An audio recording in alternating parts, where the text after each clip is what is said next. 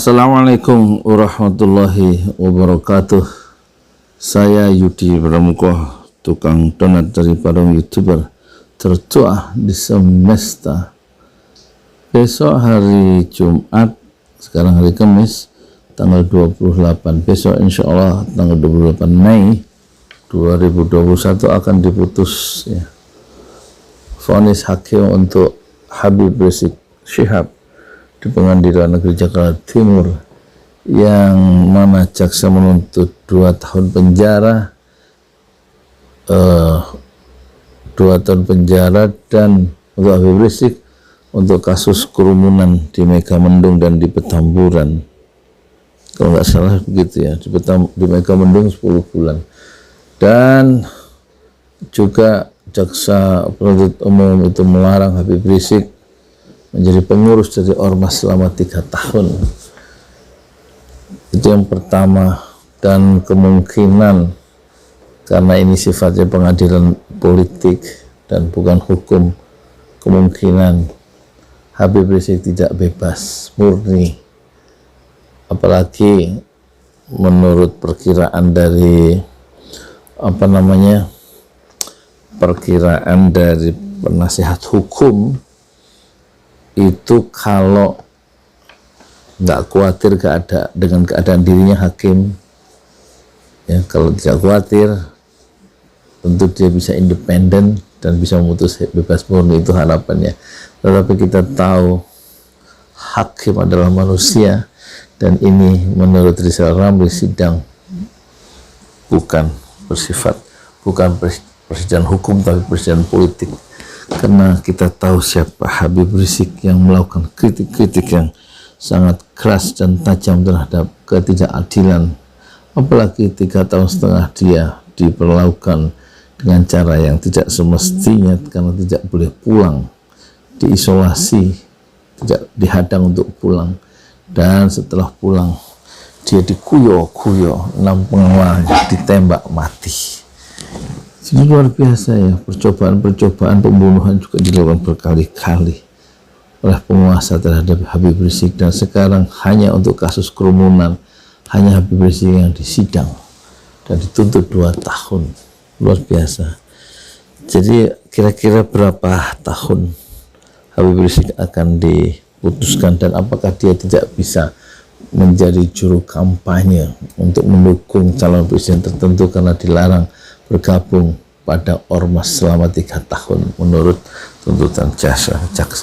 Ini persoalan ini sebenarnya bisa dijelaskan dengan sangat mudah ya, karena kasusnya sudah pernah ada ketika tokoh-tokoh itu mengkritik penguasa, dan kita lihat hasil dari pengkritik itu adalah dipersulit ya kehidupannya, ekonominya, dan masuk penjara. Di zaman Pak Harto kira-kira 40 tahun yang lalu, tepatnya 5 Mei, masih bulan Mei yang sama tahun 80, ada dikenal ungkapan keprihatinan atau disebut sebagai petisi 50, karena ungkapan keprihatinan itu ditandatangani oleh 50 tokoh bangsa yang penting ya, yang mengkritik beberapa hal. Salah satunya Pak Harto dianggap keliru menafsirkan Pancasila ya, sehingga Pancasila itu bisa nanti dijadikan alat pemukul untuk lawan-lawan politik dari Pak Harto. Itu salah satu. Dan petisi 50 atau ungkapan keprihatinan itu kalau tidak salah itu juga menolak ya penggunaan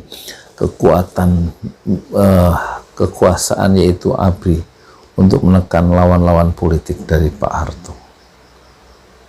Itu petisi 50 yang ditandatangani oleh orang-orang yang penting. Salah satunya adalah mantan Kepala Staf Angkatan Bersenjata Republik Indonesia, yaitu Jenderal Abdul Haris Nasution. Itu yang pertama. Yang kedua, kemudian mantan Kapolri Hugeng Imam Santoso. Itu orang-orang penting ya. Kemudian yang ketiga, mantan Gubernur Ali Sadikin, dan saya pernah mewawancari Ali Sadikin di kediamannya ya, bersama Agustin Syah ya, seorang wartawan itu di kediamannya Ali Sadikin soal petisi 50 di Jalan Borobudur ya. Setelah konferensi pers berakhir, kita bertiga melakukan wawancara eksklusif ya. Dan kenapa dia membaca Quran 30 dan berjuang lewat petisi 50? Karena memang kebebasan ini ya, saya berjuang, kata Ali Sadikin, untuk kalian semua, katanya. Pak Harto tidak berani memenjarakan Ali Sadikin ya. Dan Ali Sadikin adalah salah seorang penandatangan dari petisi 50 gitu. Dan kemudian ada lagi tokoh mantan Perdana Menteri, yaitu Perdana Menteri BH Burhanuddin Harahap ya, dan juga Perdana Menteri Muhammad Nasir ya, Perdana Menteri Negara Kesatuan yang pertama. Jadi ini satu keprihatinan terhadap kekuasaan yang ditujukan ya kepada Presiden Soeharto saat itu 41 tahun yang lalu. Dan kita lihat banyak anggota petisi 50 termasuk AM Fatwa yang kemudian mendapatkan kesulitan ya, anggota-anggotanya dalam berbisnis dan lain-lain. Dan Muhammad Nasir dengan petisi 50 itu tidak boleh dicegah keluar negeri, tidak boleh berpergian keluar negeri sampai wafatnya tahun 93. Jadi 80 ke 93, 13 tahun Pak Nasir tidak bisa keluar Indonesia gara-gara mengkritik pemerintah melalui ungkapan keprihatinan yang ditandatangani bersama 50 tokoh itu yang disebut sebagai petisi 50. Sementara Habib Rizik tidak bisa pulang masuk ke Indonesia karena pengaruh di dalam negeri jauh lebih kuat ya. 3,5 tahun dia diisolasi di Mekah Al-Mukarramah dan baru pulang kemarin 10 November 2020 setelah 3,5 tahun. Selama Pilpres tidak bisa masuk ke Indonesia. Sementara Muhammad Nasir, pengaruh internasionalnya itu begitu kuat karena dia pernah mendapat bintang penghargaan dari pemerintah Maroko Aljazair karena membela perjuangan Palestina, Maroko dan Aljazair. Pengaruh internasional Muhammad Nasir tentu lebih kuat dibanding Habib Rizik, sehingga dia tidak boleh berkomunikasi dengan komunitas internasional selama 13 tahun dari 80 sampai 93 saat wafat Pak Nasir di awal 83 dalam usia 85 tahun. Jadi sudah bisa diduga ya, keputusan Habib Rizik itu tentu akan mematikan semacam ada kematian perdata, dan tentu tidak mungkin bebas ya. Kalau potoh bebas itu akan dicari alasan sehingga nanti diperkarakan lagi dan akan keluar kira-kira tahun 2026 ketika pemilihan presiden sudah ditentukan tanpa pengaruh-pengaruh narasi dan orasi-orasi Habib Rizik, karena dia berada di dalam penjara, ataupun kalau tidak di dalam penjara dia tidak boleh bergabung dengan ormas manapun selama 3 tahun. Itu artinya dia tidak boleh melontarkan atau ikut kampanye dan lain-lain. Inilah satu benang merah ya yang bisa ditarik antara petisi 50 dengan kehadiran Habib Rizik yang akan divonis besok hari Jumat tanggal 28 Mei, dan penguasa akan memperlihatkan kekuasaannya sebagaimana Pak Harto memperlihatkan kekuasaannya di hadapan para pengkritiknya di saat itu.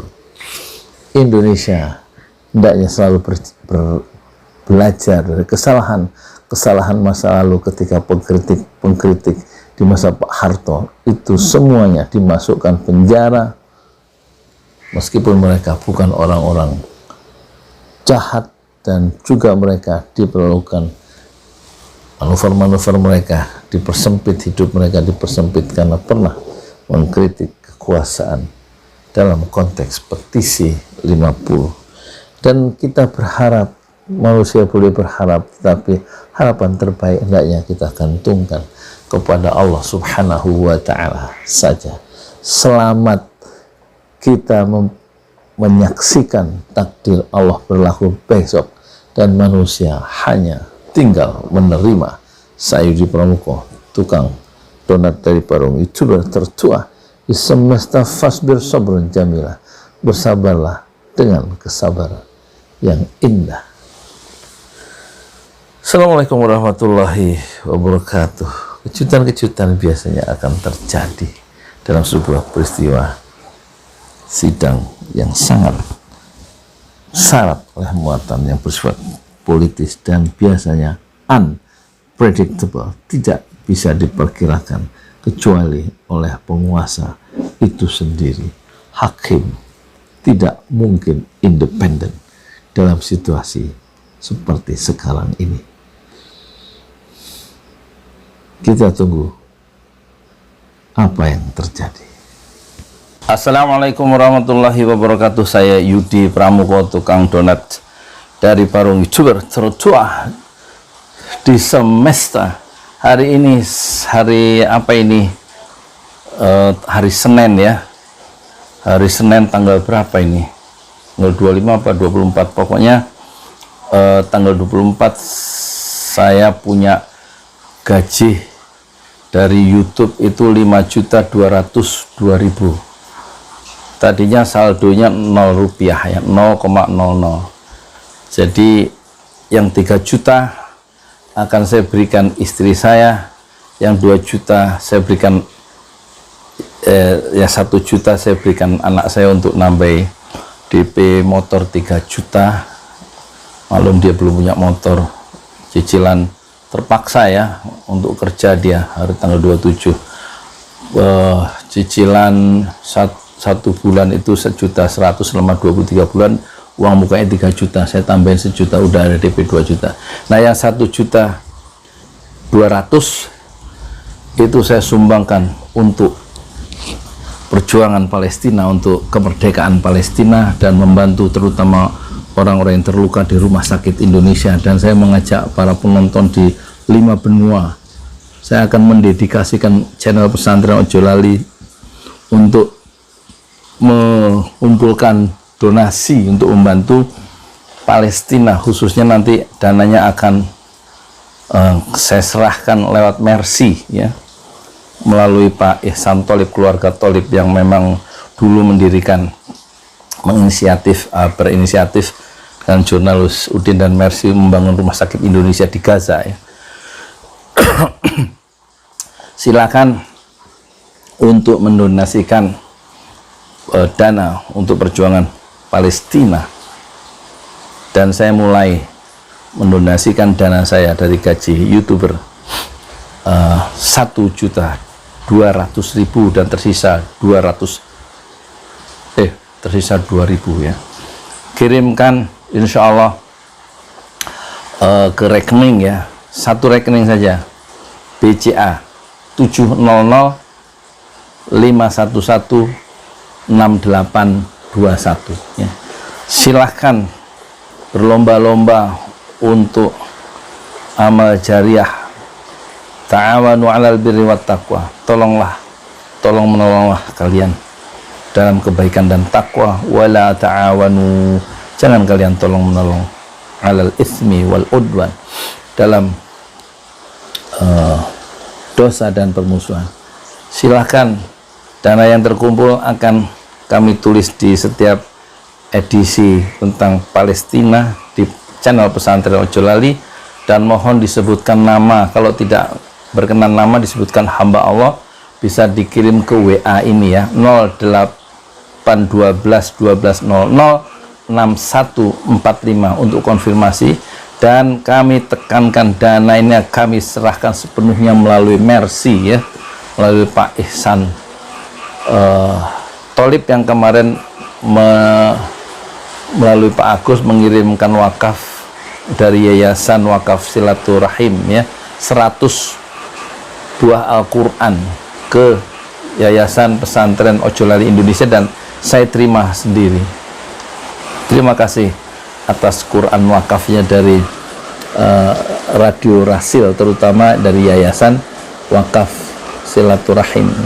Dan sekarang saya ingin mendedikasikan, mengabdikan, menjadikan pesantren Ojo Lali untuk alat berjuang fi sabilillah dengan cara yang bisa saya lakukan, yaitu mengumpulkan donasi dari Bapak, Ibu, Saudara, kakak, adik sekalian.